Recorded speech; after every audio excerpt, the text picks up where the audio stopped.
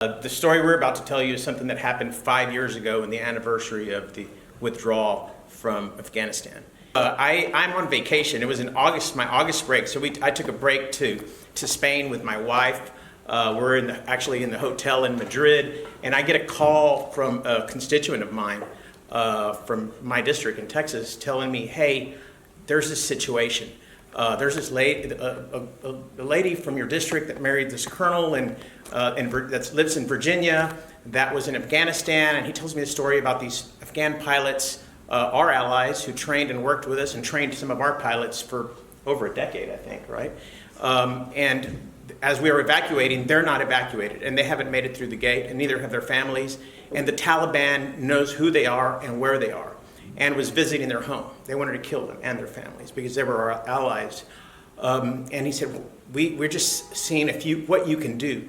Well, penetrating the State Department during that period was impossible, even for a member of Congress. Their lines were just booked. They weren't answering calls.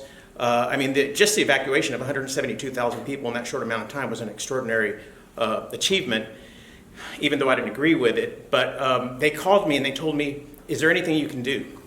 And I happened to be the chair of the U.S.-Uzbekistan caucus, the neighboring country. So that summer, when I get this call, I thought, okay, I'm going to call. I had a meeting with the Uzbek government that cycle not that long ago, and the foreign minister, Minister Kamilov, almost forced me to give him my cell number. And I said, okay, and we traded numbers. Never thought I was going to have to call him or him call me. But that night, I called him. I thought, okay, let me see what we can do in terms of trying to help these guys get into Uzbekistan. So I called him for the first time, and he recognized my number. He answered that night. That it was late in the evening. And I said, well, I'm calling because we have a peculiar situation, and I need your help. I said, we have some allied Afghan pilots who are friends of ours who are flying our planes, although they were Afghanistan owned, but they were our planes. And the Taliban is chasing them down, trying to kill them, and we're trying to find a way for them out. Is there any way you can help me get them into Uzbekistan? It went silent. He did not respond for a little bit, and then he tells me, you know what? Let me see what I can do, and I'll try to call you back. I mean, we've all heard that before, right? So I hang up, and I'm thinking, that's the end of that. And about 2 hours, an hour or two later, he calls me. He says, I have a place where they can land safely, and we'll give you the coordinates, the airport, and the location. And I call the colonel, and I said, hey, I think we can help. I got a place for them to go and a way for them out. He contacts the pilots and says, hey, we can get you into Uzbekistan. And they tell him, we're out of fuel. And they were out of fuel because they had already tried to fly to Uzbekistan, and they had been turned back. So he calls to tell me that bad news, that we didn't have fuel. So obviously I was like, wow, well, what are we going to do now? And I thought that was the end of it. I hang up, and a couple of hours later, we worked on this case all night long. A few hours later, now we're at 3 in the morning, maybe 4 in the morning. I get a call back and said, hey, they were able to get fuel by force, but they fueled up all these planes, and they said we're ready to go. And they took off, and I called the foreign minister and said, hey, they're in the air, they're on their way.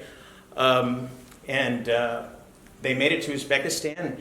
And I think at the time, they also were being turned back, right? And they said, well, Congressman Gonzalez and Minister Kamilov have given us clearance to land.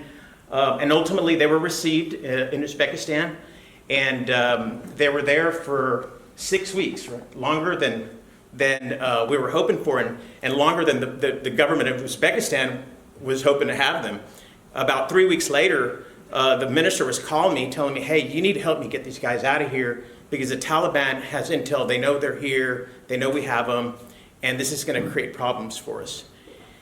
And at the time, we couldn't find a place to anywhere to get them out. And there was no pathway to get them back into the country or anywhere else. To make a long story short, it took us 6 weeks, I think, to get them out of Uzbekistan, and then they went to Tajikistan and Qatar, and eventually made it all back to the United States.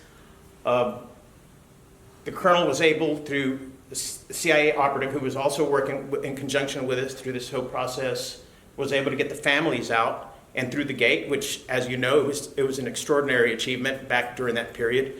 And they were actually able to come into Virginia, I think, before the pilots actually got here. But it was quite a night and quite a something that nobody would have ever expected to do. I never thought I would ever be in the middle of one of these situations, but those were personal relationships that I made traveling the world. Traveling the world with colleagues on the other side of the aisle, making myself available to join caucuses and learn about a country that I never thought I was going to learn about, and build relationships in places that we never expected we would. But they became very valuable in a situation like this, and they were there for us. It's not something easy, it's not something expected, and it's something extraordinary that you don't ever know if it's ever going to work until you try. So, but the Colonel and I became very good friends after that, and I got to meet our third partner not too long ago, who's also a retired intelligence officer now. And these are great stories that you're never able to hear. You're not going to hear about them on CNN or Fox News, and we don't talk about them. And for a while there, I thought I was prohibited to talk about it, so I didn't tell anybody until years later that you said, okay, I think we can talk about it, and here we are, telling the story. So it's quite an incredible story. It saved 6 of our pilot allied friends and lives and their family. They're all living here in the United States safely and started a new life.